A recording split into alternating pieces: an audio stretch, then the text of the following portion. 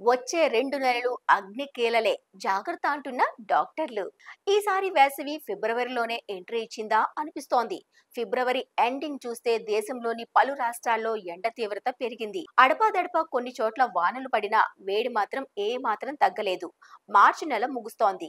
ఈ నెలలో కూడా సూర్యుడు రోజు రోజుకు తన ప్రతాపాన్ని పెంచుతున్నాడు.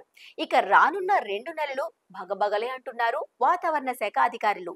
ఈ క్రమంలో అప్రమత్తంగా ఉండాలని సూచిస్తున్నారు వైద్యులు. అవసరమైతే తప్ప ఇంటి నుంచి బయటకు వెళ్లరాదని సూచిస్తున్నారు. ఇప్పటికే దేశవ్యాప్తంగా ఎండలు మండిపోతున్నాయి. చాలా ప్రాంతాల్లో గరిష్ట ఉష్ణోగ్రతలు 40 డిగ్రీలు దాటిపోయాయి. సాధారణంతో పోలిస్తే 2 నుంచి 3 డిగ్రీలు అధికంగా నమోదవుతున్నాయి. తెలంగాణతో పాటు తమిళనాడు, కర్ణాటక, కేరళ, మహారాష్ట్ర, గుజరాత్, రాజస్థాన్ రాష్ట్రాల్లో వేడి సెగలు రేగుతున్నాయి. గత 2 నెలలకు సంబంధించి ఈ రాష్ట్రాల్లో అత్యంత లోటు వర్షపాతం కొనసాగుతున్నట్టు వాతావరణ శాఖ గణాంకాలు స్పష్టం చేస్తున్నాయి.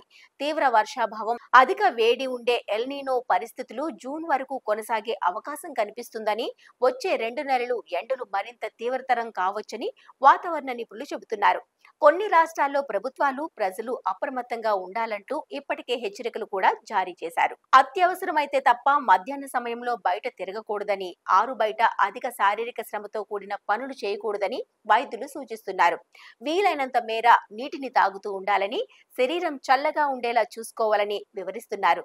జిమ్లు, బయట వ్యాయామాలు చేసేవారు కూడా జాగ్రత్తగా ఉండాలని, డిహైడ్రేషన్, ఇతర పరిస్థితుల వల్ల అనారోగ్యం ఒక్కసారిగా దెబ్బతినవచ్చునని హెచ్చరిస్తున్నారు. తెలంగాణలో చాలా ప్రాంతాల్లో సాధారణం కంటే 2 డిగ్రీలు అధికంగా గరిష్ట ఉష్ణోగ్రతలు నమోదవుతున్నాయి. వాతావరణంలో తేమ శాతం పెరగడంతో ఉక్కపోత కూడా తీవ్రంగా ఉందని వాతావరణ శాఖ అధికారులు తెలిపారు. ఉమ్మడి ఆదిలాబాద్, నిజామాబాద్, ఖమ్మం, కరీంనగర్ జిల్లాల్లో ఉష్ణోగ్రతలు ఎక్కువగా ఉన్నట్టు వెల్లడించారు. ఉత్తర తూర్పు తెలంగాణ జిల్లాల్లో సాధారణం కంటే అధికంగా ఉష్ణోగ్రతలు నమోదవుతున్నాయని, ఆయా ప్రాంతాల్లో ప్రజలు అప్రమత్తంగా ఉండాలని సూచిస్తున్నారు.